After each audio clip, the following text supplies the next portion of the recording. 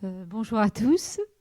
Je viens pour vous parler du programme donc, Citoyens, Égalité, Droits et Valeurs, qui est le nouveau programme de la programmation 2021-27, qui prend le relais à la fois du programme L'Europe pour les citoyens, qui était un programme de financement de projets citoyens autour notamment de la mémoire, du jumelage de villes et des projets de la société civile. Le nouveau programme Citoyens, Égalité, Droits et Valeurs est concentré donc sur trois autres volets qui s'ajoutent donc à l'ancien programme L'Europe pour les citoyens, qui sont des programmes qui existaient pour certains précédemment, puisque, on le verra, il y avait deux programmes justice qui ont rejoint le programme, et puis également un nouveau volet qui s'appelle donc les valeurs de l'Union. Donc, ce programme reste axé sur la promotion des droits et des valeurs. Il a aussi une part importante de protection et de lutte contre les inégalités, que ce soit en termes sexiste, mais aussi sur l'égalité homme-femme à tous les points de vue. Donc ça peut être sur le plan des droits dans la vie professionnelle comme dans la vie privée. L'idée de ce programme est également de développer un espace de justice au niveau de l'Union européenne, pour un programme qui serait reconnu et qui permet à différentes catégories de personnes victimes ou qui souhaitent promouvoir les droits de développer des projets.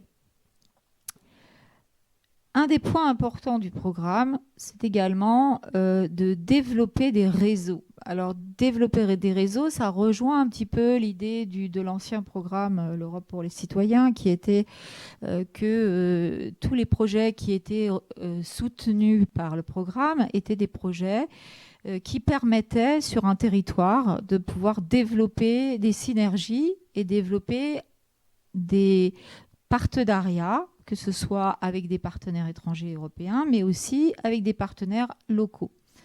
Et ça, c'est un point extrêmement important du programme, qui est de mettre en avant l'impact sur le territoire et le développement des réseaux.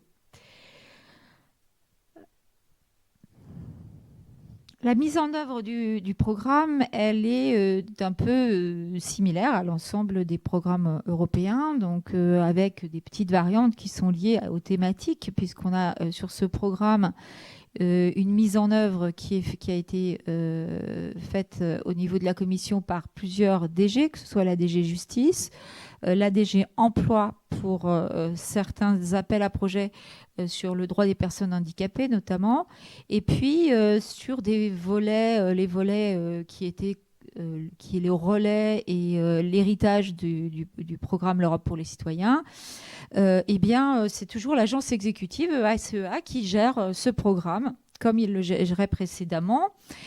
Et le volet également Valeurs de l'Union, qui s'est ajouté et qui est aussi géré par l'agence exécutive. Alors, pour les porteurs de projets, c'est un peu transparent, puisqu'en fait, ce sont plutôt les points de contact nationaux, qui sont le relais, en l'occurrence le CIDEM pour la France. Donc, nous sommes les relais des États membres pour diffuser l'information sur le programme, pour accompagner les porteurs de projets. Donc, si vous avez des besoins en termes d'accompagnement, eh bien, nous sommes présents pour répondre à l'appel et effectivement vous aider à comprendre aussi bien les attendus du programme que aussi les activités éligibles et comment mettre en œuvre ce programme.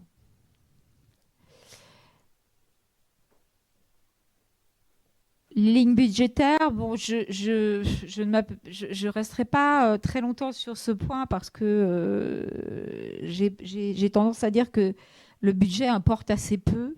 Ce qui compte, c'est le taux de réussite. Il y a des programmes qui sont très très bien dotés au niveau européen et qui sont sûrs sollicités et qui ont donc un taux de réussite qui est faible, et d'autres programmes qui ont un taux de réussite qui était très élevé, comme d'ailleurs sur le jumelage de villes sur la période précédente, où on avait quand même un taux de 50% de réussite, 51 exactement, sur les jumelages de villes, qui était le taux en France. Chaque pays a sa particularité, mais en l'occurrence sur les jumelages de villes en France et en Allemagne, on a un fort taux de réussite, puisque c'est traditionnellement vraiment important. C'est ces deux pays qui utilisent énormément le programme. Alors, quand même, ce qui est à signaler malgré tout sur ce budget, qui est quand même important, c'est l'augmentation, la très forte augmentation, pour faire un petit rappel historique, qui remonte justement aux négociations sur le nouveau programme.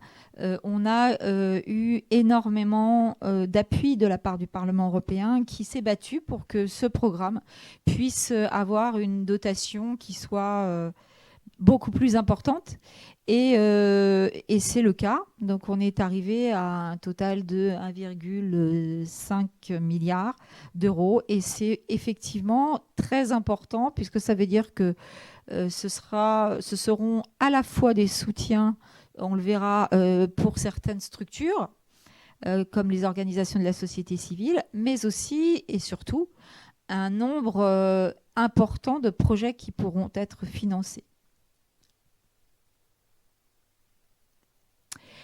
Alors, le type de financement, je vais revenir assez rapidement sur ces financements. On a toujours cette dualité entre les subventions de fonctionnement et les subventions de projet. Généralement, les subventions sont plus traditionnellement accordées aux subventions de projet, mais nous avons aussi, et c'est la particularité aussi de cette augmentation du budget, une part importante qui a été attribuée sur les organisations de la société civile, pour soutenir les organisations de la société civile à partir justement de subventions de fonctionnement. Donc le programme L'Europe pour les citoyens comportait déjà un volet de financement des structures, des fonctionnements.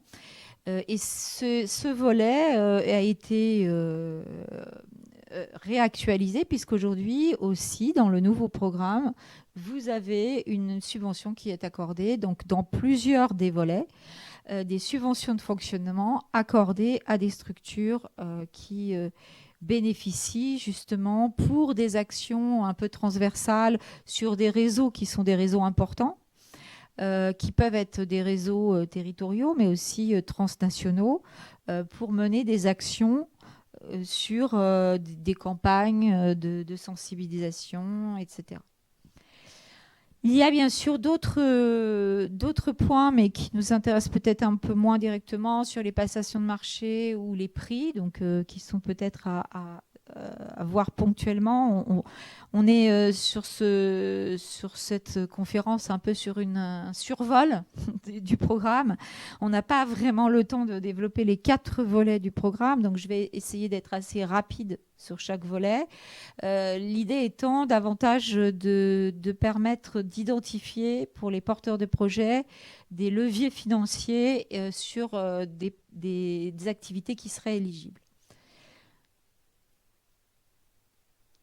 Alors, une des nouveautés qui est très intéressante sur ce programme, c'est ce qu'on appelle les cascading grants, qui sont un nouveau type d'action qui permettent à des structures intermédiaires de pouvoir redistribuer les fonds qui leur seront octroyés par le programme.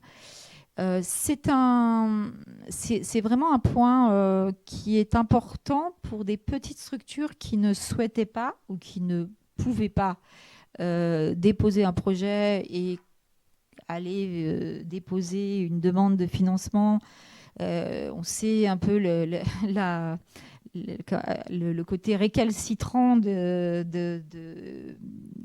rebutant parfois des financements européens.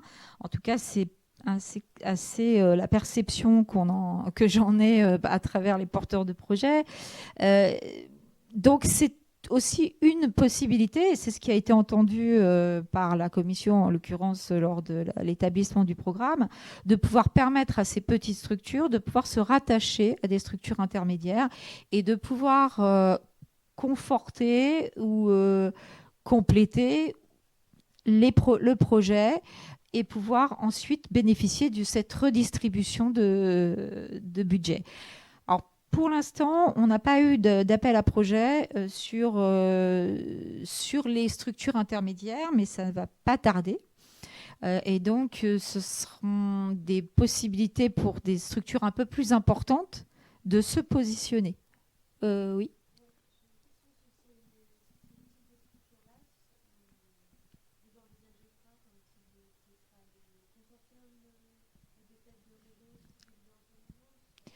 C'est l'idée d'avoir des consortiums, effectivement, et puis ce sont des structures qui auront une capacité à former et à coordonner. Voilà, ce seront effectivement les critères de sélection de ces structures intermédiaires.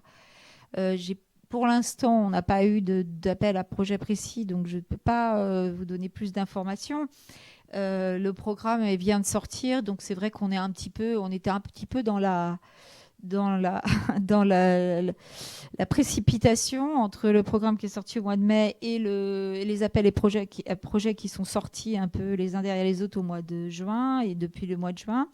Et on aura un peu plus d'éléments, mais l'idée était vraiment de permettre à des petites structures d'avoir plus d'accès au programme.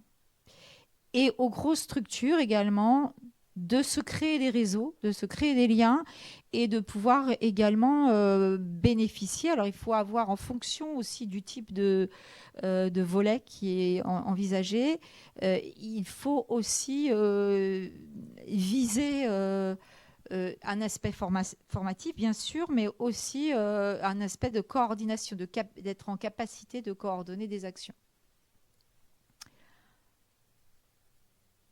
Alors voilà les 4 volets en question, donc on va y revenir point par point. Alors ces volets, les objectifs de chaque volet que vous voyez apparaître, ces volets sont donc le fruit, comme je vous expliquais, d'une fusion des programmes qui peut paraître, en tout cas c'est un peu comme ça que je l'entends souvent quand j'entends des porteurs de projets m'en parler, qui peut paraître un peu hétéroclite a priori. Parce qu'il y a des programmes qui viennent des programmes justice et puis des programmes dits citoyens qui sont plutôt portés sur le culturel et ce qui était plutôt axé sur ce volet-là. La volonté en fait d'avoir fusionné ces programmes qui donnent un sens justement à ce programme, c'est peut-être de réunir tous les aspects qui concernent la citoyenneté européenne. C'est-à-dire que la citoyenneté européenne, ce n'est pas seulement la participation civique, mais c'est aussi la protection des droits, c'est aussi permettre aux citoyens d'identifier quels sont les ressorts, quelles sont les protections auxquelles ils peuvent avoir droit, qu'est-ce que l'Union européenne et qu'est-ce qu'elle défend comme valeur et qu'est-ce qu'elle défend également en termes juridiques, puisque c'est aussi un des aspects de la citoyenneté. D'où la réunion de ces différents volets qui existaient donc précédemment. Le programme Égalité, droit et égalité des genres s'appelait Égalité, droit et égalité précédemment.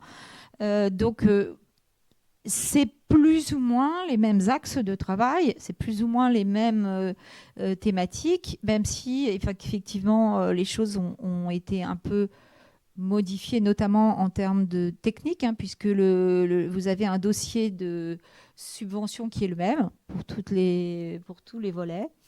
Donc tout ne s'applique pas à l'intérieur de ce formulaire, mais c'est le même dossier. Le volet numéro 3, qui était donc l'Europe pour les citoyens, qui n'a pas du tout changé dans son contenu. Et le volet Daphné, qui n'a pas changé non plus et qui s'appelait précédemment Daphné également. et qui est sur les violences. Donc on va y revenir de toute façon. Alors le volet sur les valeurs de l'Union rejoint sur les types d'actions qui peuvent être menées dans ce volet, mais c'est vrai pour les autres volets également. C'est un descriptif un peu global en fait des types d'actions qui peuvent être menées. Ce sont des activités de formation, donc de renforcement de compétences, d'apprentissage en peer-to-peer ou en atelier, des experts, des débats, des films débats, un peu tout type d'action qui soutient le volet qui est concerné. Donc bien entendu, traditionnellement, toutes les activités de sensibilisation, qui sont les campagnes de sensibilisation, qui peuvent être des campagnes médiatiques, mais aussi, alors ça c'est un petit peu nouveau, toutes les activités analytiques et telles que les études. Alors une précision importante par rapport à ce point, à cette énumération d'activités qui sont les activités éligibles pour le programme. Cela ne veut pas dire que le programme peut financer une étude. Ça veut dire que parmi les activités, il peut y avoir une activité analytique et une activité de recherche, mais ce n'est pas un programme qui soutient financièrement la recherche. Donc, vous ne pouvez pas baser vos projets uniquement sur cet aspect-là. Il faut nécessairement garder en tête ce que j'appelle la philosophie du programme. La philosophie globale de ce programme, citoyen, égalité, droits et valeurs, et j'en profite d'ailleurs pour dire que pendant très longtemps, le nom qui lui avait été attribué, c'était droits et valeurs. Et toutes les organisations de la société civile, comme les parlementaires d'ailleurs, ont insisté sur le point qui était de rajouter ce terme de citoyen, égalité, droits et valeurs pour justement bien préciser que c'est un programme qui s'adresse aux citoyens. Et quand on dit qu'il s'adresse aux citoyens, j'aurais tendance à dire que tous les programmes de financement, évidemment, peuvent s'adresser qu'aux citoyens. Hein. Mais l'idée étant surtout de défendre à la fois l'accessibilité pour les citoyens et la nécessité de permettre aux citoyens de confronter leurs idées, de pouvoir se réunir, que ce soit pour débattre autour des politiques européennes, que ce soit pour être sensibilisés au fonctionnement de l'Union européenne, que ce soit pour être protégés par l'Union européenne au niveau de dispositifs en direction des publics dits vulnérables ou pour favoriser l'égalité intraprofessionnelle ou aussi bien dans le milieu familial.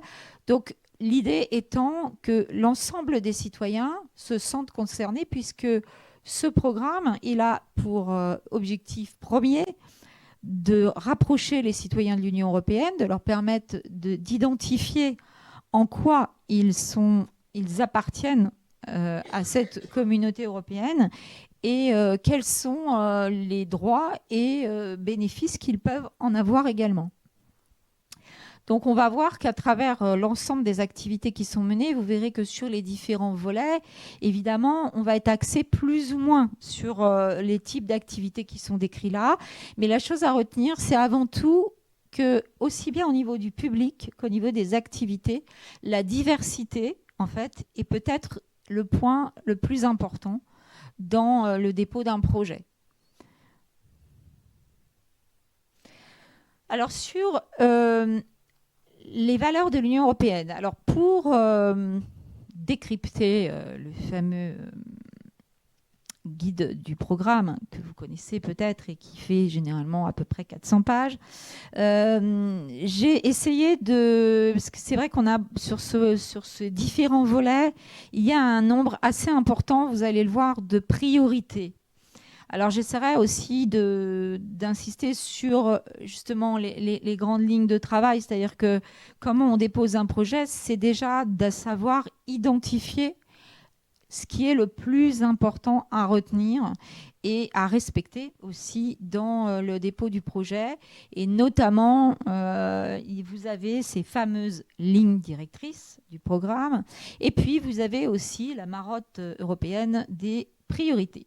Les incontournables priorités sans lesquelles vous avez quand même un peu moins de chance, même beaucoup moins de chance d'aboutir au niveau de la subvention. Donc, je ne peux que vous encourager à lire au moins la partie du guide du programme qui concerne le projet sur lequel vous souhaitez déposer, et surtout de bien lire deux choses. L'appel à projet. Ça, c'est vraiment une chose extrêmement importante. Et la deuxième chose, c'est le formulaire de candidature et de subvention. Alors, ça paraît une évidence, mais pour lire un certain nombre de dossiers que je peux recevoir, ce n'est pas du tout une évidence parce que très souvent, on est un peu emporté par son écriture et on oublie la question. Et donc, il n'est pas inutile de la relire. Et souvent, on peut éviter des hors-sujets et s'apercevoir surtout qu'il y a un aspect extrêmement scolaire dans le dépôt d'un projet. Et ça peut paraître très compliqué, mais si on suit vraiment les questions qui sont posées, eh bien finalement, on peut assez bien structurer ces réponses parce que les questions sont extrêmement précises. Donc, comme je vous le disais, ce sont les mêmes formulaires pour l'ensemble des volets qui sont présentés ici. Alors, j'ai donné un nom pour des questions un peu pratiques. Et si vous allez consulter le guide du programme, vous verrez qu'il n'y a pas marqué Action 1, mais c'est juste parce que je me suis rendu compte que lorsque je faisais la présentation, tout le monde se finissait par s'y perdre entre les priorités, les actions, et donc j'ai donné des noms. Donc la première action de ce volet 1, c'est protéger et promouvoir les valeurs de l'Union européenne.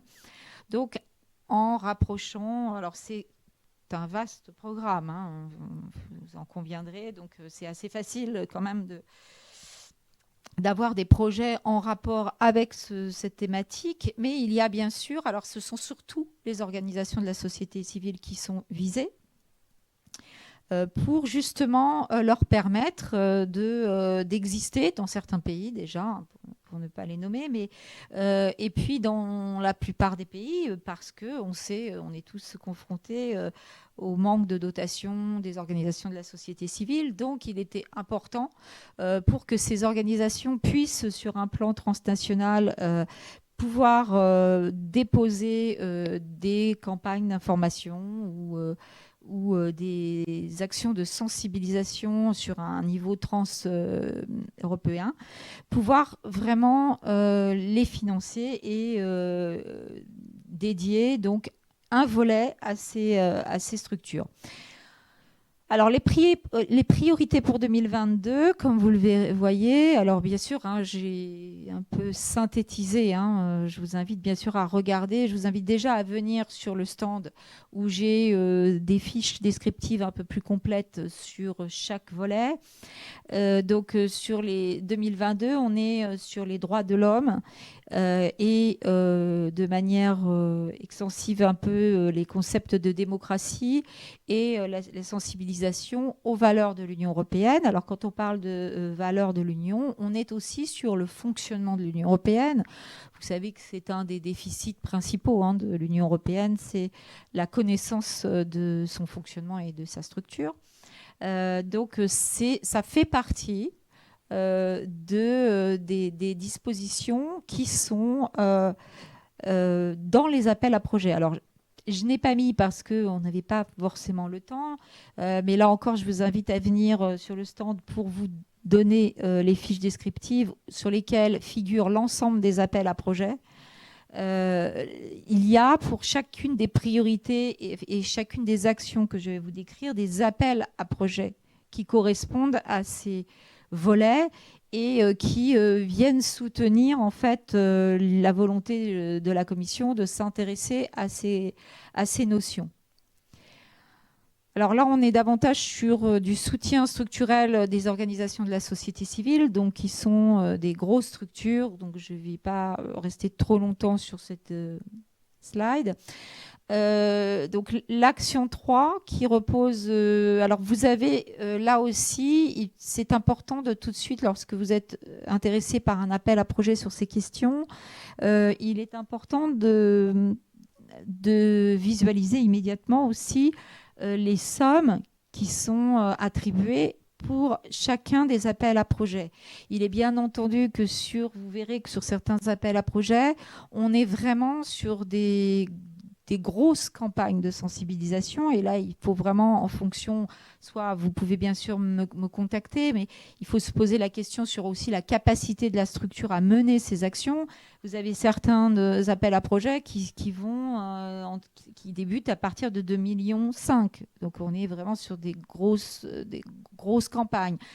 En revanche, sur par exemple l'action 3, ça commençait à partir de 75 000 euros. Donc, c'est effectivement pour des structures associatives tout à fait envisageable sur des actions qui peuvent être menées.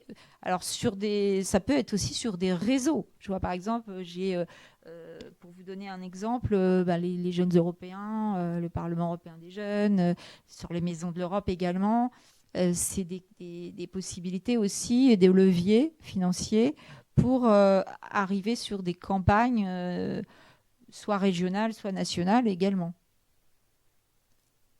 Alors vous verrez également, là ce n'est pas spécifié, mais vous verrez également que sur certains appels à projets, vous avez l'exigence d'avoir plusieurs structures, et sur d'autres appels à projets, il peut s'agir uniquement d'une structure nationale. Donc ça dépend du type de volet et du type d'actions qui sont menées. Il y a vraiment une très grande diversité sur ce programme, à la fois sur le type de structures qui peuvent avoir accès au programme. On a, par exemple, vous le verrez sur les jumelages de villes, vraiment des petits financements qui peuvent débuter à 5 000 euros et aller jusqu'à 30 000 euros. Et puis, on a d'autres campagnes qui vont jusqu'à 4 millions ou même plus. Il n'y a pas de limitation. Alors, je dis ça avec des guillemets. Évidemment, il faut que ce soit justifié par l'ampleur du projet. Et de toute façon, il y a un budget à intégrer. Alors, je vais tout de suite vous laisser la parole peut-être pour poser des questions sur les volets 1, parce que j'ai peur que si on attend la fin tout le monde aura oublié la question. Si vous avez des questions, n'hésitez pas à intervenir et à me poser des questions en direct. Alors, on va passer au volet 2. Alors, sur le volet 2, on a donc la première action qui est celle de promouvoir donc l'égalité, combattre le racisme, la xénophobie et la discrimination. Donc, ce sont traditionnellement toutes les activités de lutte contre les discriminations qu'il peut y avoir, soit parce que c'est dans l'ADN d'une structure associative, mais également dans la plupart des collectivités. C'est évidemment un volet sur lequel je travaille beaucoup avec des collectivités qui ont des campagnes sur la lutte contre les discriminations. Mais ça peut également, et vous le voyez sur le public qui est visé, vous voyez marqué autorité publique à tous les niveaux et les organisations de la société civile. Donc rien n'empêche qu'une structure associative puisse être soit le moteur pour déposer ce projet, mais puisse être aussi un partenaire tout simplement pour déposer le projet avec une ville, un département, une région. Donc c'est effectivement très ouvert, et c'est même ouvert parce que c'est ce qui est souhaité et voulu par le programme. L'objectif visé étant, comme je vous l'ai dit au début, de pouvoir diversifier les publics, mais aussi de favoriser la création des réseaux. Et donc, à travers ces dépôts de projets, eh bien, on vise aussi le fait de permettre à des réseaux de travailler ensemble et de développer des projets communs. Donc, bien sûr, on est sur comme je le disais tout à l'heure, une idée assez large de la lutte contre les discriminations. Sur le programme précédent, on était vraiment sur plus les notions de combattre le racisme, la xénophobie et la discrimination, mais moins sur l'idée que ce soit généralisé dans tous les domaines, comme je vous le disais, aussi bien dans le domaine privé que dans le domaine professionnel. Puisque là, on est sur quelque chose de très large. Quand on parle de l'égalité des sexes, c'est aussi, par exemple, l'égalité des salaires, c'était également l'accès à l'emploi, l'accès aux promotions, etc.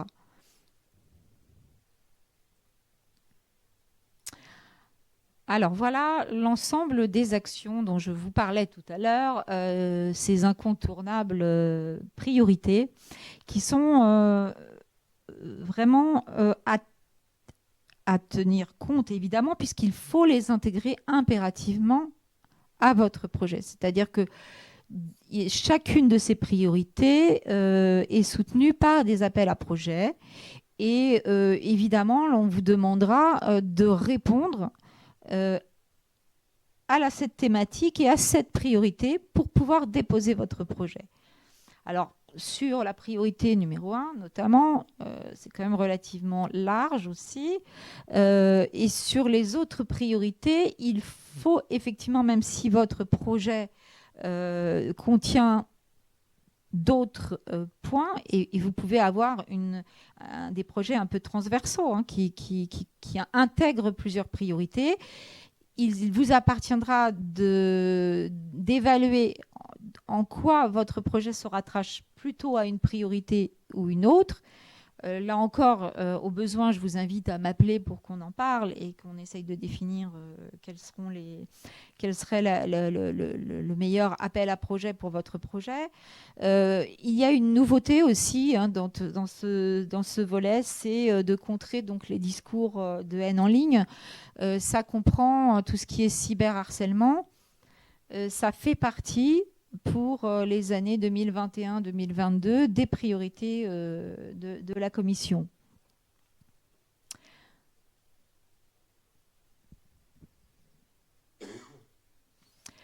Alors on a ensuite un autre sous-volet qui s'adresse plutôt aux points de contact nationaux, donc je ne vais pas m'étendre puisque c'est vraiment très spécifique. L'action 3, que j'ai appelée Action 3, qui c'est promouvoir l'égalité de genre. Là, on est encore une fois sur la même philosophie, c'est-à-dire permettre aux citoyens de s'intéresser et aux structures de mettre en œuvre des politiques qui ont été mises. Donc là, on fait surtout référence à des chartes ou à des accords qui ont été mis en avant par la Commission et faire référence à ces chartes pour pouvoir développer un projet et mener par exemple une campagne de sensibilisation. Que ce soit sur l'intégration, que ce soit sur l'équilibre vie publique-privée. Donc là, on est davantage sur des structures effectivement dites étatiques, mais aussi, encore une fois, sur des organisations de la société civile qui peuvent travailler. Là, j'ai le cas justement sur le sud de la France de collectivités qui vont travailler avec un certain nombre d'organisations de la société civile pour mettre en œuvre un gros projet justement sur l'égalité des genres. L'action 4 qui se différencie du programme Daphné, puisque c'est vrai que ça se rapproche des droits de l'enfant. Là, on est sur la promotion des droits, sur l'idée de dispositifs et de projets autour de la promotion des droits et non pas sur la protection des victimes, ce qui est plus le cas du volet Daphné. Là, on est davantage sur effectivement des campagnes, encore une fois, de sensibilisation et aussi des conférences ou des débats sur les politiques qui peuvent être menées.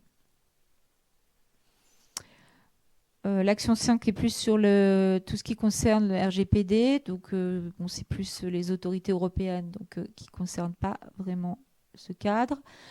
On est aussi là sur des accords structurels, plus sur du fonctionnement, des subventions de fonctionnement, à partir d'accords de partenariat qui sont avec des structures de la société civile qui ont des projets transversaux. Alors voilà pour le volet 2. Est-ce que vous avez des questions sur ce point? Alors j'ai bien conscience que c'est du survol, mais l'idée était vraiment de donner un aperçu, et j'en profite aussi pour vous dire que demain on aura, alors plus particulièrement sur tout ce qui est jumelage de villes, mais sur le volet 3 qu'on va aborder tout de suite, on aura lors de l'atelier Europe un approfondissement en fait de ce volet 3 sur les jumelages de villes et tout ce qui concerne les réseaux de villes, les projets mémoire également.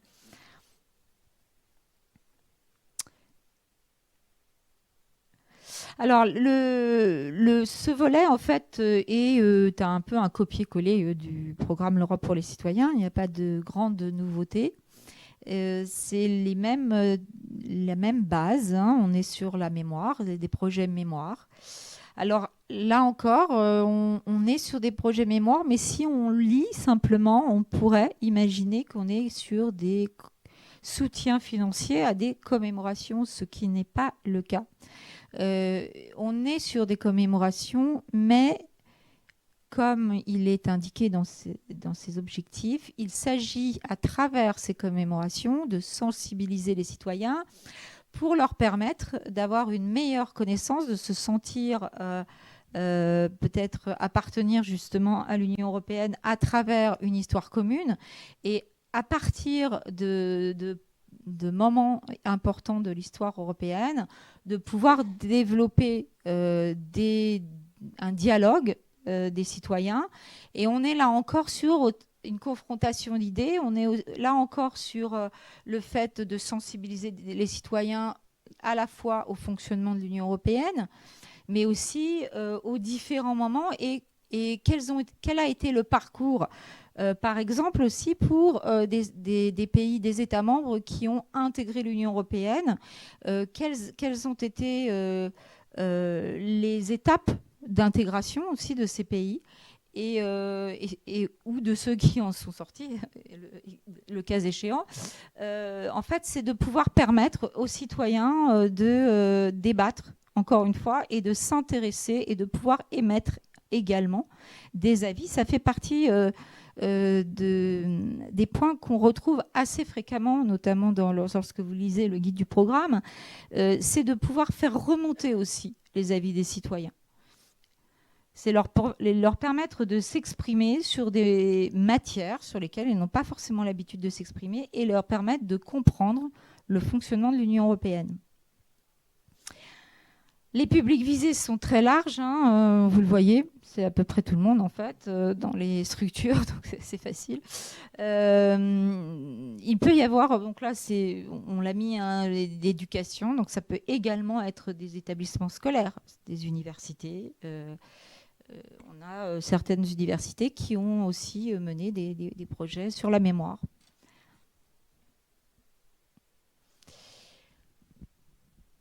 Ce qu'on appelle la participation citoyenne et l'engagement correspond, pour ceux qui connaissaient l'ancien programme pour les citoyens, correspond au projet de la société civile. Alors j'ai une excellente nouvelle pour ceux qui voulaient déposer, parce que c'est vrai qu'on me disait assez fréquemment, à juste titre d'ailleurs, que le financement était quand même extrêmement faible. L'enveloppe budgétaire était faible, et effectivement, c'était le cas. Donc aujourd'hui, on a multiplié par, alors ça dépend un peu des périodes, mais par 3 ou 4 l'enveloppe budgétaire, qui a été quand même nettement augmentée. Donc c'est vrai aussi pour ces projets. en sachant également que dans les projets que j'avais de la société civile, je voyais un grand nombre de projets passés qui, à mon avis, aujourd'hui, pourraient plus se retrouver dans les valeurs de l'Union et qui étaient sur les projets de la société civile. Donc il y a en plus un volet qui a ouvert quand même un champ important sur notamment tout ce qui est connaissance du fonctionnement, campagne de sensibilisation sur le fonctionnement de l'Union. Il y a quand même des possibilités importantes. Donc là, on est aussi sur un public très large, hein, vous le voyez. Et ce public visé, il ne l'est pas, ce n'est pas uniquement pour permettre à un public très large d'avoir accès. C'est aussi l'expression de l'exigence de la diversité des publics. Si un des atouts principaux d'une candidature, c'est la diversité des publics visés. C'est d'avoir, par exemple, et alors je le dis pour les projets de la société civile, mais c'est également vrai si on passe sur les projets mémoire, mais aussi sur les volets précédents qu'on a pu voir, sur le jumelage de villes. Plus vous aurez une diversité d'acteurs présents dans votre projet, et plus il sera intéressant puisque vous aurez une confrontation d'idées et que vous aurez une diversification aussi, peut-être des points de vue qui pourront être remontés. Les jumelages de villes, qui étaient donc, pour ceux d'entre vous qui ont connu le programme L'Europe pour les citoyens et qui ont voire déposé dessus, qui était un peu la raison d'être de départ de ce programme. Le jumelage de villes est l'ADN du programme et le soutien des jumelages avec, malgré tout, je le dis pour particularité, le fait qu'on est bien sur une notion de projet et pas sur une notion uniquement d'échange interculturel. Avec tout l'intérêt que peut avoir un échange interculturel, il doit y avoir intégré à cet échange forcément une notion de projet. Et ça ne peut pas être uniquement une rencontre. Mais là encore, il doit y avoir vous devez tenir compte des priorités qui sont définies dans l'appel à projet pour donner au jumelage de villes un thème réflexif et y intégrer un thème réflexif. Alors ça ne veut pas dire, parce que on l'approfondira demain sur l'atelier Europe, mais je connais les arguments, c'est de dire on ne va pas transformer notre jumelage de ville en un énorme brainstorming où chacun ressort avec un mal de tête. Ça veut dire plus précisément que d'abord, c'est un financement public, donc il est assez légitime aussi d'y donner un sens, et pas seulement le sens d'une rencontre, mais aussi de permettre aussi d'apporter des éléments de réflexion qui vont permettre aux citoyens de mieux connaître l'Union européenne et puis aussi de réfléchir sur la thématique qu'on aura choisie. Alors, ce n'est pas forcément des thématiques extrêmement compliquées, je veux dire... Souvent, on m'oppose le fait que c'est extrêmement difficile de parler, quand on doit parler du futur de l'Europe et l'intégrer. Vous m'accorderez que c'est quand même extrêmement vague et qu'on peut quand même avoir de nombreuses réflexions sur le sujet sans que ce soit trop compliqué à mettre en œuvre.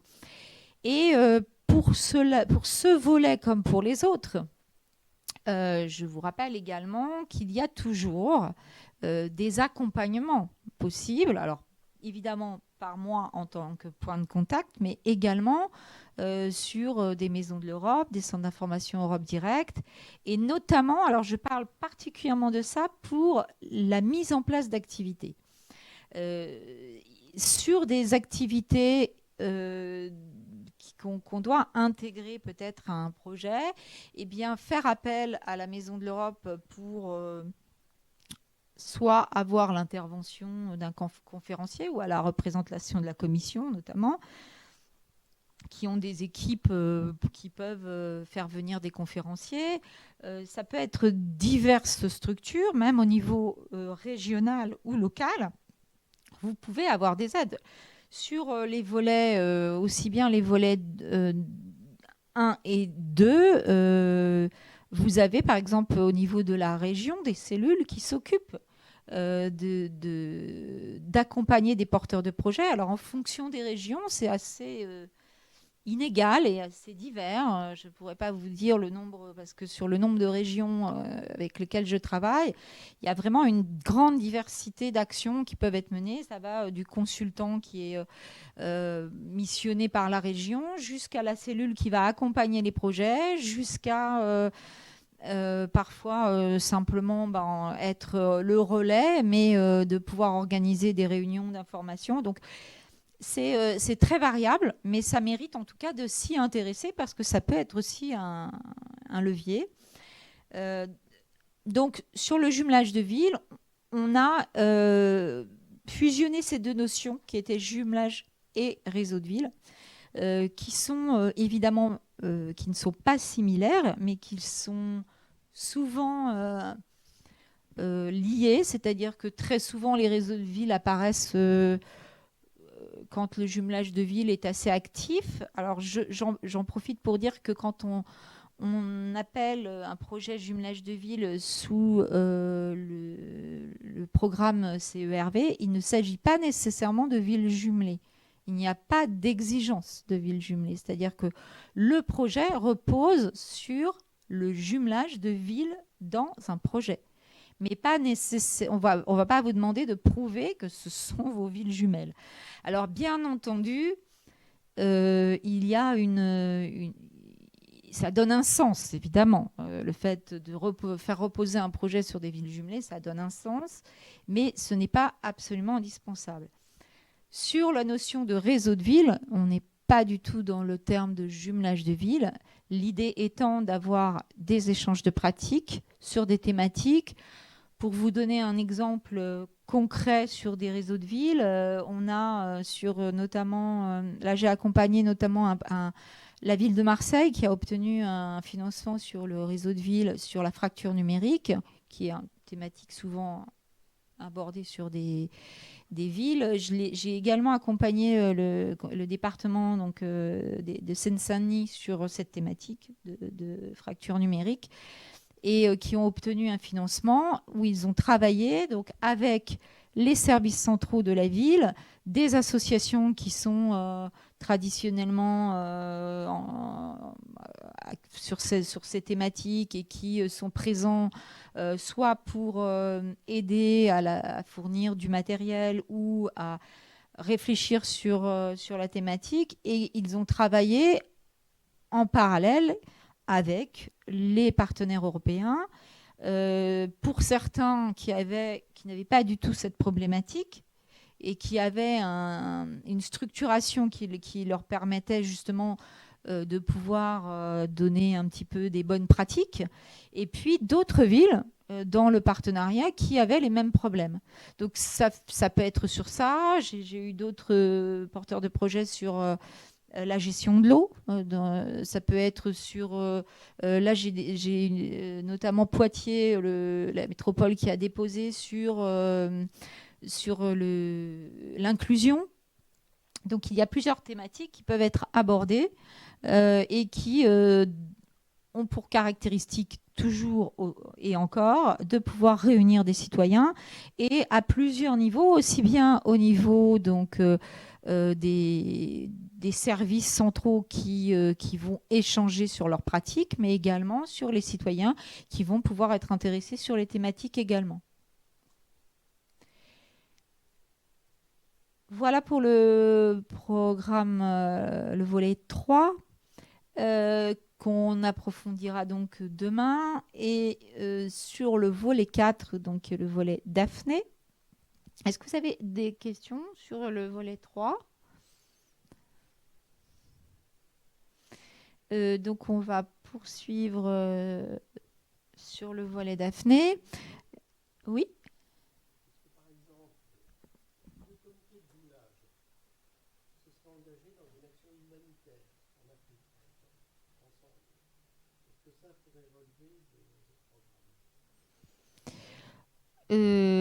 Alors, c'est-à-dire qu'il s'est engagé dans une action humanitaire avec sa ville jumelée ou Et dans quel cadre, en fait? Parce que ça dépend de...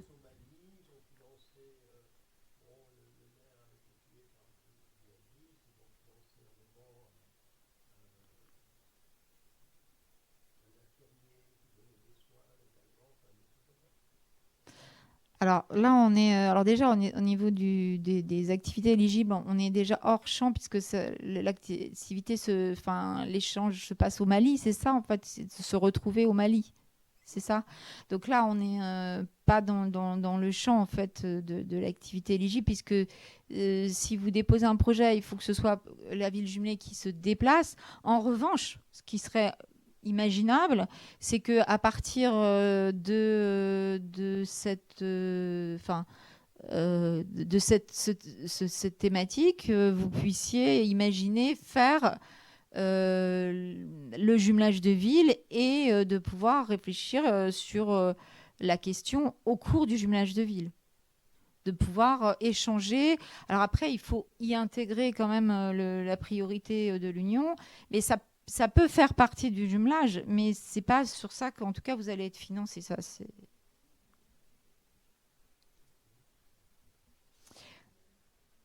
Alors, on va terminer par le volet Daphné, donc qui est sensiblement, enfin même le même que précédemment, qui concerne. Alors, c'est le deuxième programme, hein, qui était le programme Justice, qui a rejoint le programme CERV. Qui était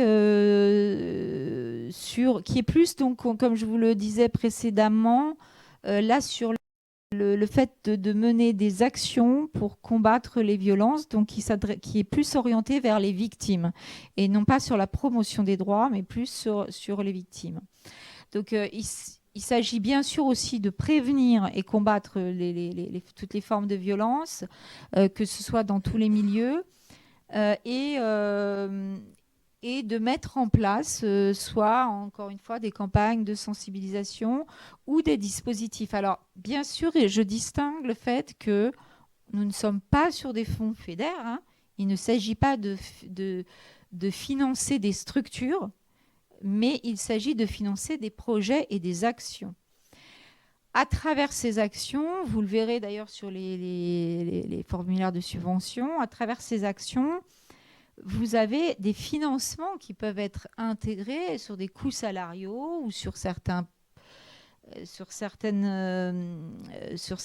investissements entre guillemets, mais ça ne peut pas être de financer des structures. J'ai beaucoup de questions, notamment sur, par exemple, financer soit des maisons pour des femmes qui subissent des violences. Ça n'est pas du tout sur le programme. On est vraiment sur des fonds thématiques. Là, ce sont plus des fonds structurels et notamment, en l'occurrence, plutôt du FEDER. Mais donc là, on est vraiment aussi sur des activités qui peuvent être menées, encore une fois, par des organisations de la société civile et des collectivités. Donc, l'idée étant de favoriser un travail commun et de soutenir le travail de certaines associations à travers peut-être certaines campagnes qui sont également menées par des collectivités.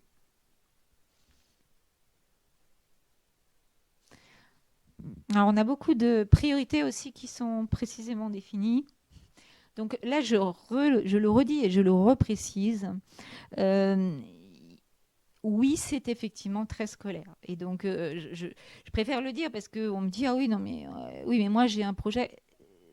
Voilà. Et si vous sortez de cette priorité, vous êtes en concurrence avec effectivement d'autres projets.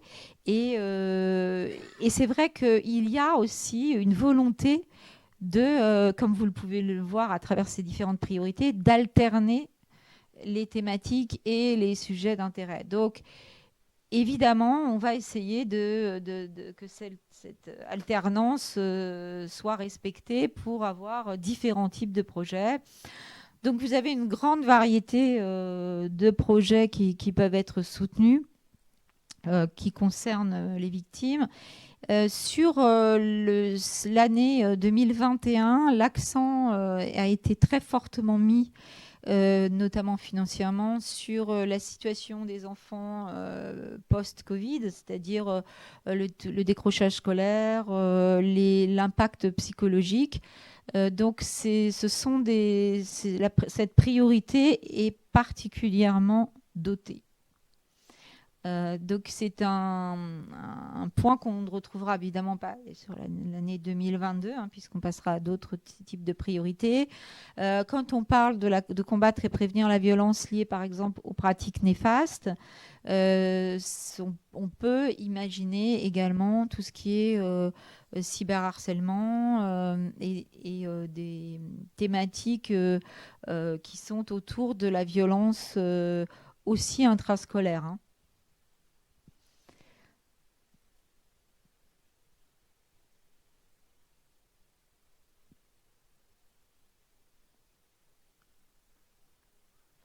Alors, je ne pense pas que j'aurai le temps de finir sur ça, mais je préfère vous laisser finir, poser des questions si vous le souhaitez.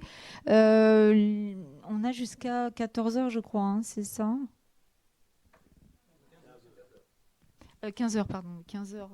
Donc, on est... Ah, on peut aller jusqu'à 15h30. Alors, déjà, je vais accueillir vos questions et ensuite, on peut parler effectivement rapidement de comment on dépose une candidature dans les grandes lignes, hein, pour que vous ayez quelques éléments d'information. Est-ce que vous avez des questions sur les différents volets ou Oui.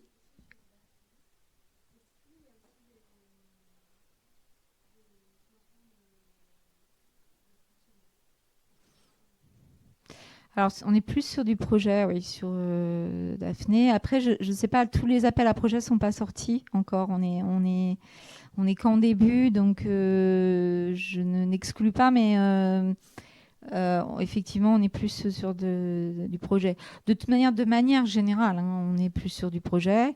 Euh, et l'accent qui a été mis sur les organisations de la société civile, c'était plutôt sur les valeurs de l'Union, parce qu'on sait que dans certains pays, c'est le seul moyen de faire entendre les valeurs de l'Union. Et que du coup, si on ne soutient pas les organisations de la société civile, elles n'auront pas la possibilité d'exprimer ces valeurs-là. Mais autrement, effectivement, on est plus sur une notion de projet, avec quand même cette particularité que je vous donnais au début, qui est sur les intermédiaires, les structures intermédiaires, qui est quand même une grande nouveauté. J'ai pas encore évidemment du tout de recul pour savoir en tant que point de contact, puisque c'était pas du tout le cas sur le programme l'Europe pour les citoyens. Il y a beaucoup de choses qui se mettent en place, ne serait-ce parce que les deux autres programmes étaient extrêmement peu représentés sur le territoire français, sur les projets déposés sur Daphné et sur, c'était un peu toujours les mêmes, entre guillemets, et sur droit à égalité également, hein, qui était, puisque c'était une gestion directe de la commission, et il n'y avait pas vraiment d'accessibilité, on va dire, au programme. Donc l'idée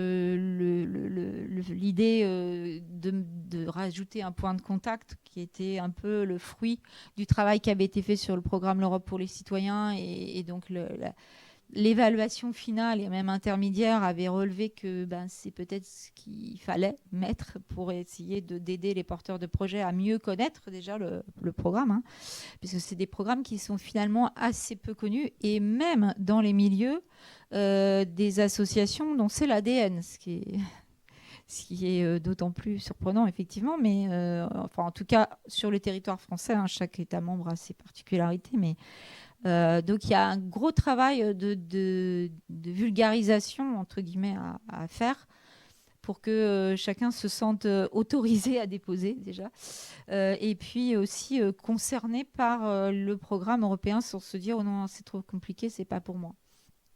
Voilà. Donc jusqu'à présent, c'est vrai qu'on a surtout des grands réseaux qui déposent et qui sont soutenus par ces programmes-là. Euh, J'avais vu qu'une autre question, quelqu'un qui voulait poser une autre question. Oui.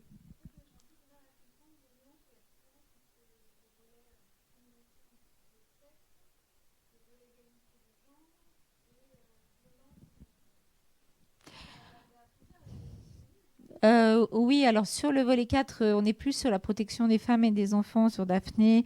Et c'est là où c'est important, parce que nécessairement, j'ai réduit, j'ai synthétisé le programme. Mais quand on va sur l'appel à projet, il y a une description. C'est pour ça qu'il est important quand on a identifié les thématiques.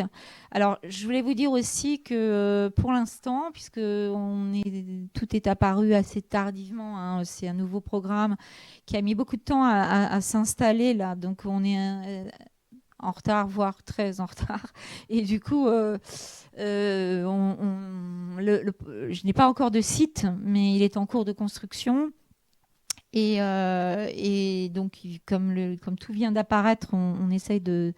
Mais il y aura, et il y a déjà alors j'ai toujours le site L'Europe pour les citoyens, mais qui n'est évidemment plus actif dans le sens où... Mais il y a encore des tutoriels que vous pouvez trouver. Et surtout, vous pouvez me contacter parce que j'ai un peu des tutoriels pour tout. Puisque le site principal, hein, qui s'appelle Funding and Tenders, qui est le site de la commission, n'est pour l'instant, j'allais dire, mais il ne sera visiblement qu'en anglais. Donc, évidemment, c'est un peu compliqué. Donc, un de mes rôles sera de le rendre plus accessible. Par de la traduction notamment, des appels à projets, mais aussi... j'ai mis déjà en place plusieurs tutoriels, hein, qui sont comment obtenir un code PIC, comment télécharger un dossier, parce que même ça, c'est quand même un peu compliqué. Et comment choisir un thème, comment se repérer dans les thèmes, comment savoir sur quel appel à projet on est. Et de toute façon, lire un appel à projet, c'est extrêmement important. Parce qu'il faut du temps un peu pour s'en imprégner aussi et savoir logiquement, hein, logiquement, les appels à projets qui sont sortis. Je ne peux pas vous donner de repères dans le temps parce que, comme c'était la première année, tout est sorti un petit peu de manière un peu désordonnée. Mais logiquement, en tout cas sur le programme L'Europe pour les citoyens, c'était le cas. Tous les ans, on avait la même date pour le jumelage de villes, la même date pour le réseau de villes, la même date pour mémoire. Et donc, d'une année sur l'autre, vous saviez plus ou moins quand est-ce que ça allait retomber. Et là, je pense que ce sera probablement la même chose. Le type d'appel à projet sera le même, hein. Il est collé aux priorités que je vous ai définies. C'est pour ça que je n'ai pas pu vraiment vous donner tout le détail des priorités, parce que c'est un petit peu long, mais de faire le lien avec les appels à projets. Mais en tout cas, sur chaque priorité, à chaque priorité correspond des appels à projets. Donc, plus ou moins complet, hein. Par exemple, là, on a l'appel à projet qui est sorti sur le 26 août, qui était jumelage de villes et réseau de villes, qui était un commun, et qui a le même formulaire de subvention. Ça, c'est la partie positive, entre guillemets. Pour ceux qui connaissaient le programme L'Europe pour les citoyens, effectivement, il s'est un petit peu complexifié au passage. Mais pour ceux qui connaissaient les programmes droit et égalité, il s'est simplifié. Voilà. Donc, chacun y trouve plus ou moins un intérêt. Donc voilà comment ça va s'agencer dans les mois à venir. Il va y avoir à nouveau les appels à projets qui sortiront régulièrement. N'hésitez pas à me solliciter sur les tutoriels. Alors, ne prenez pas n'importe quel tutoriel entre guillemets, parce que mes tutoriels sont parfois pris pour être intégrés à des sites. Et malheureusement, il y a très régulièrement des modifications qui sont faites par la commission sur l'accès au dossier. Donc, parfois, ça change un tout petit peu, mais suffisamment pour que du coup, vous puissiez vous y perdre. Donc, venez plutôt vraiment sur notre site quand il sera actif. Et sinon, pour l'instant, évidemment, vous avez bien sûr le site Funding and Tenders, qui est le site de référence qui regroupe l'ensemble des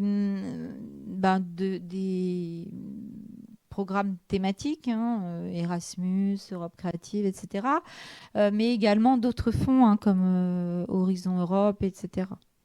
Donc vous avez, c'est un petit peu l'avantage pour ceux d'entre vous qui ont déjà déposé, vous avez une même interface, notamment pour la gestion du compte du participant.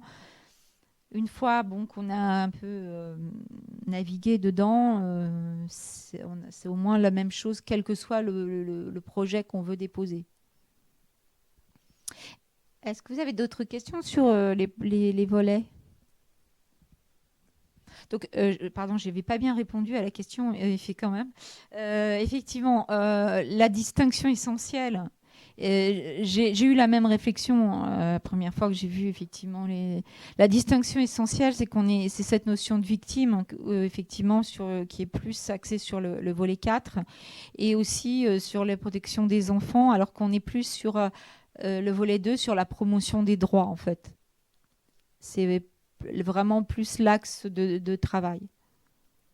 Mais encore une fois, en fonction du projet que vous avez, il y a parfois peut-être des possibilités aussi, si vous avez notamment des volets qui peuvent être des volets formation, des volets recherche, ou peut-être qu'effectivement, il peut y avoir des possibilités de déposer en appuyant plus ou moins sur tel ou tel aspect du projet. Assez rapidement pour la soumission d'une candidature, parce que c'est important, ce que je dis souvent aux porteurs de projet, avant de se lancer, la première chose à comprendre, c'est qu'est-ce qui est attendu et quel est le délai qu'on a. 2, qu'est-ce qu'on doit au final rendre comme compte du projet. Et ça, c'est très important. C'est même la première question à se poser en déposant un projet, parce qu'il faut être sûr à la fois d'avoir mis en place les procédures nécessaires pour avoir les éléments pour faire un bilan et un rendu, et également tout simplement de savoir est-ce que j'y vais ou est-ce que je n'y vais pas, en fait. Sur le programme, alors il y a un seul volet sur le programme qui est un volet forfaitaire. C'est celui qui y était déjà, c'est-à-dire qui était anciennement l'Europe pour les citoyens. C'est le seul volet forfaitaire en totalité sur le programme. Donc ça veut dire que vous n'avez pas à renseigner le budget et que la somme qui vous est attribuée l'est automatiquement à partir du nombre de participants qui sera présent sur vos événements. Donc cette action forfaitaire, pour ceux d'entre vous qui connaissent notamment Erasmus, c'est le même principe, a pour un avantage et bénéfice principal que vous n'avez pas à collectionner l'étiquette café, l'étiquette, vous savez comment. Vous avez bien sûr, vous avez à rendre des comptes sur le fait que votre événement a eu lieu. Et c'est ce qui a fait en partie le succès du programme. Et bien sûr, c'est de ne pas avoir un rendu qui est trop important, un bilan trop important à faire. Et que ce qui est demandé, c'est avant tout de prouver que les événements ont eu lieu et que le nombre de participants que vous aviez avancé était présent. À partir de là, vous recevez un financement dont vous bénéficiez et que vous répartissez sur les activités éligibles qui vous paraissent de la manière qui vous paraît la plus pertinente. Et vous avez également, avec vos partenaires, une liberté. C'est une subvention qui est mono-bénéficiaire. Donc, c'est vous qui recevez l'argent et c'est à vous de le répartir. Il ne vous est pas demandé des mandats, comme dans certains financements où on vous demande de vous engager sur le mandat, c'est-à-dire sur la somme qui sera touchée par votre partenaire et également sur l'activité de votre partenaire. ce qui vous est demandé, c'est de décrire et de définir le projet, mais sans spécifier. Alors, bien sûr, à l'intérieur, on va vous demander le rôle de vos partenaires. Hein, c'est inévitable, évidemment. Et bien sûr que ça va compter dans la notation que vous allez recevoir. C'est aussi une évidence. Un partenariat fort est bien sûr un atout majeur dans une candidature. Mais pour autant, vous n'avez pas à justifier des actes de chacun. Alors, dans la candidature, vous avez la première étape qui est la plus importante et qui est celle d'obtenir le fameux code PIC.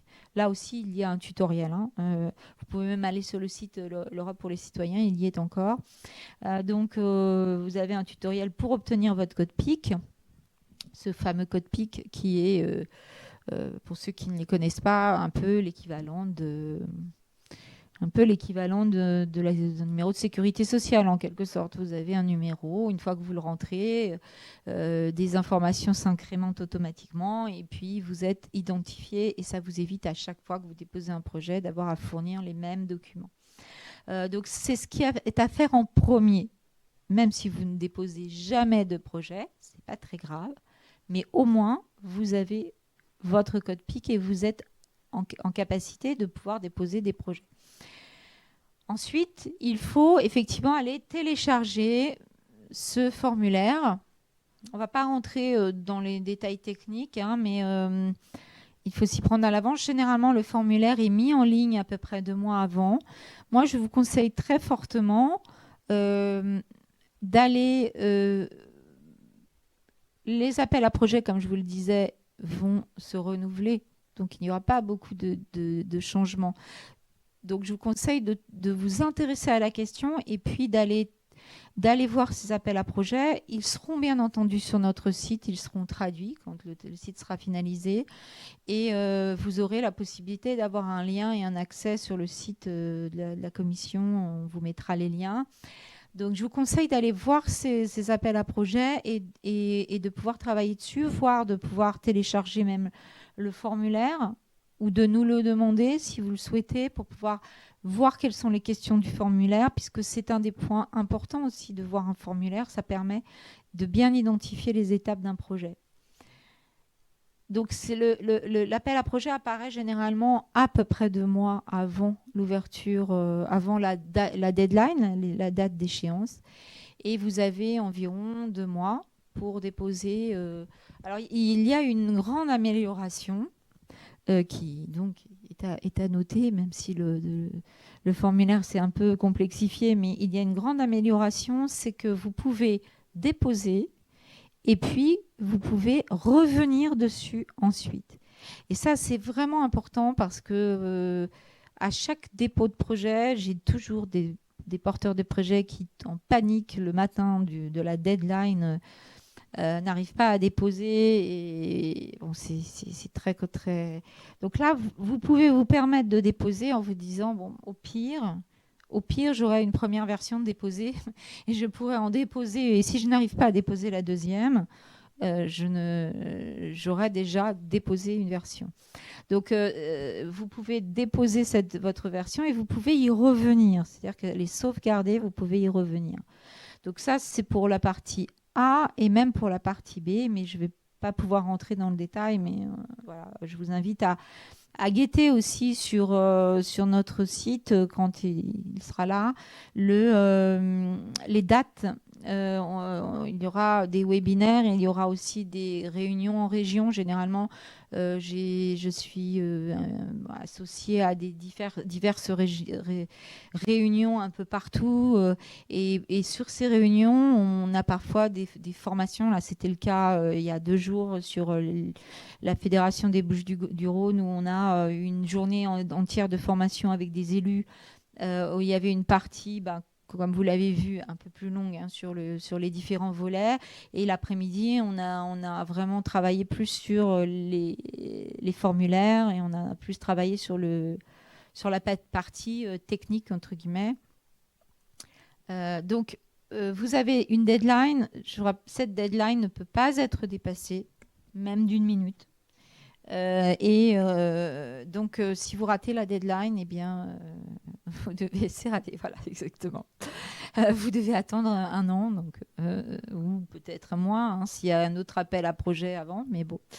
Donc voilà, et votre candidature, une fois qu'elle est soumise, elle donne lieu à une vérification de l'éligibilité, c'est-à-dire est-ce que votre structure, par rapport au projet, on considère qu'elle est à même... alors ça se fait à travers différentes choses, hein, bien sûr à travers les éléments techniques, mais également à travers les éléments qualitatifs que vous avez fournis. Est-ce que votre, entre guillemets, hein, pour faire court, hein, est-ce que votre candidature est crédible et est-ce que vous allez pouvoir gérer? Voilà. Et donc, on peut être amené à vous demander des éléments d'information. Je vous rappelle que vous êtes toujours en droit d'écrire à la commission en français. Vous êtes, même si on vous écrira toujours en anglais, mais vous pouvez parfaitement écrire en français et du coup, généralement, après, ils vous répondent en français. Mais voilà, il y a des formulaires un peu automatiques qui se font en anglais. Donc voilà, et vous avez... donc, c'est pas parce que vous êtes éligible que votre projet sera retenu. C'est deux choses différentes. Donc, vous avez la sélection qui a lieu ensuite et vous êtes prévenu. Lorsque vous recevez une note, quand je vous disais que c'était scolaire, c'est scolaire, vous êtes noté. Alors c'est vrai que ça peut paraître, tout comme le formulaire, il peut paraître un peu rebutant et un peu scolaire. Pour autant, moi je l'ai toujours trouvé assez confortable parce que vous avez des questions précises. Et on vous demande d'y répondre précisément. Et en fait, on vous demande de vous répéter de nombreuses fois pour un peu croiser les informations et pour voir la pertinence de votre projet. Ce n'est pas du tout un hasard, c'est réellement aussi pour vérifier la cohérence de votre projet et le fait que votre projet est bien construit. Donc, une fois que vous êtes sélectionné et qu'il faut compter donc à peu près, à partir du moment où vous soumettez votre candidature, il faut compter entre 2 mois, parfois 3, sur la sélection. Et après, encore un petit mois, parfois pour l'attribution de la subvention. Donc, prévoyez un temps suffisamment large, notamment si vous avez des partenaires, pour ne pas être un peu en panique, ce qui arrive assez régulièrement, parce que vous n'avez pas reçu la subvention, et que du coup, c'est compliqué de pouvoir ensuite... je crois qu'il a un oui. Et c'est compliqué parfois vis-à-vis des collectivités, notamment tant que vous n'avez pas une convention signée. Il peut être un peu compliqué de justifier en fait qu'on a obtenu la subvention et de pouvoir entraîner et des frais et investir dans des billets d'avion ou dans des frais. Bon, ça, c'est des choses sur lesquelles j'ai eu l'occasion d'intervenir parfois, notamment même auprès de collectivités. Bien entendu, même si vous n'avez pas reçu la convention, une fois que vous êtes sélectionné, jamais la commission ne revient en arrière. Donc, il n'y a aucune raison pour la collectivité de ne pas avoir confiance, entre guillemets. Ce n'est pas parce que la convention n'est pas signée. Si le projet a été retenu, ça n'existe pas. Qu'elle revienne en arrière. Donc ça peut valoir la peine d'accélérer un petit peu justement parfois les choses. Donc voilà un petit peu rapidement la procédure de soumission pour la candidature. Sachez que lorsque vous déposez un projet, si vous n'avez... Alors, évidemment, c'est à évaluer. Si vous avez une très mauvaise note, entre guillemets, peut-être qu'il y a un vrai problème dans votre candidature et que ça mérite réellement d'approfondir. Donc, peut-être à ce moment-là, vous pouvez revenir vers moi. Je ne fais pas les évaluations, mais je connais quand même assez bien les projets et la sélection des projets. Donc, on peut essayer de voir pourquoi, en fait, qu'est-ce qui a fait que vous aviez cette note-là. Et parfois, c'est juste parce que y avait d'autres projets. C'est pas parce que votre projet n'est pas suffisamment bon, mais juste parce qu'il y avait plein d'autres projets. Et que peut-être une autre fois, en améliorant un petit peu certains points, vous pourrez représenter votre projet et qu'il soit sélectionné. Il n'y a absolument aucun obstacle, bien au contraire, au fait de représenter un projet en tenant compte des informations qui vous ont été données au moment de la... Alors parfois, si vous n'avez pas d'éléments d'information, vous pouvez bien entendu demander à l'agence. Donc, pour resituer, sur les volets 1 et 3, c'est l'agence exécutive mais de toute façon, vous le verrez plus ou moins lorsque vous déposez, parce que c'est à travers un formulaire électronique, mais c'est l'agence exécutive EACEA qui évalue les dossiers. Sur les volets 2 et 4, c'est la DG Justice, donc ça reste des programmes justice, donc c'est un petit peu, c'est pas les mêmes interlocuteurs, mais le principe est le même, c'est que vous pouvez demander des éléments d'information sur votre candidature. Est-ce que vous avez des questions?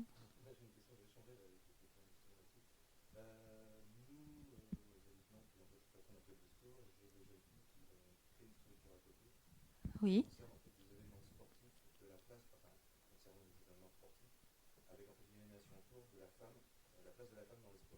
d'accord. Bien sûr, ouais, tout à fait. Après, ça peut pas être juste un événement. Il faut que ce soit. Mais oui, oui. L'activité en elle-même, oui, mais après, effectivement, il faut que ça s'inscrive dans un projet global. Voilà.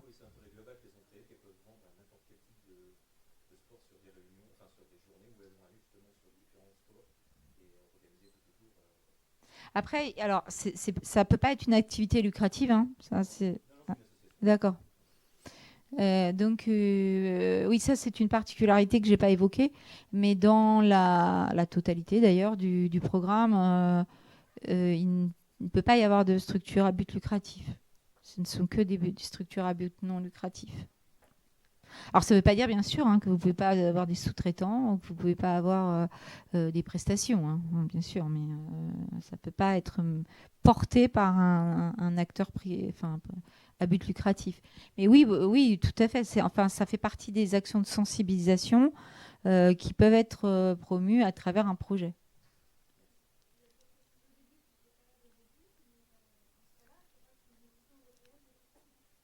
Pas nécessairement, en fait. Tout dépend des appels à projets, tout dépend des volets. Il y a des volets sur lesquels... Alors, après, je distinguerai ce qui est officiel, ce qui est obligatoire de ce qui est souhaitable. C'est-à-dire que je distingue ce qui est nécessaire pour... on peut effectivement, sur certains projets, alors je pense notamment, parce que j'ai plus de recul évidemment sur les projets du programme L'Europe pour les citoyens, les projets mémoire notamment, spécifiquement, on avait une remarque sur le fait qu'effectivement, on pouvait ne pas avoir de partenaire. Ça pouvait être un projet déposé par une seule structure. Dans l'expérience que j'ai pu avoir, la plupart des projets qui étaient retenus étaient quand même avec plusieurs partenaires. Donc parfois, il y a une différence entre ce qu'on peut faire et ce qui permet d'être sélectionné. Et bien sûr, si on a un projet extrêmement ambitieux et qui retient toute l'attention, eh bien oui, on est dans les clous et on peut être retenu. Mais si on est sur un projet en concurrence avec d'autres projets, ça peut être un élément qui fait que votre dossier à vous ne sera pas retenu et qu'un autre le sera. Donc c'est plus dans ce sens-là où généralement on essaye de conseiller les porteurs de projets pour qu'ils aient le maximum de chances d'obtenir des financements. Mais par exemple sur des campagnes de sensibilisation, typiquement sur les volets 2 par exemple, il n'y a pas nécessairement effectivement la nécessité d'avoir d'autres partenaires européens.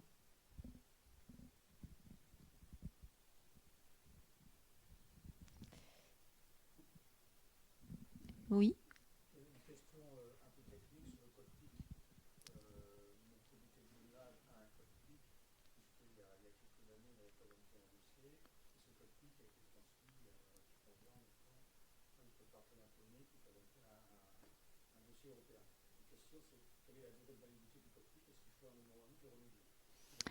Il est toujours valide, hein. Il est toujours valide, oui, il n'y a pas de souci. Et si vous avez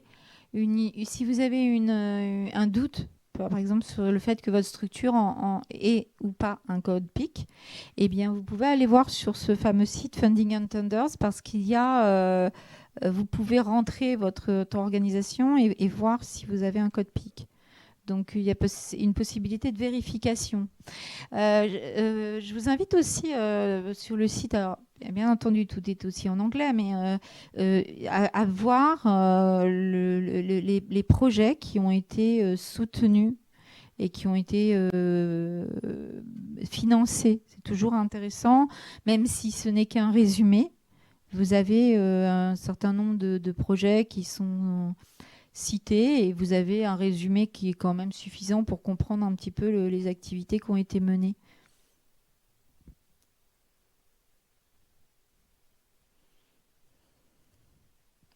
Vous avez d'autres questions sur le... Donc, si vous avez d'autres questions, de toute façon, hein, je suis là jusqu'à dimanche matin sur le congrès. Et donc, dans l'atelier Europe, on va peut-être plus parler effectivement de tout ce qui est jumelage ou réseau de ville.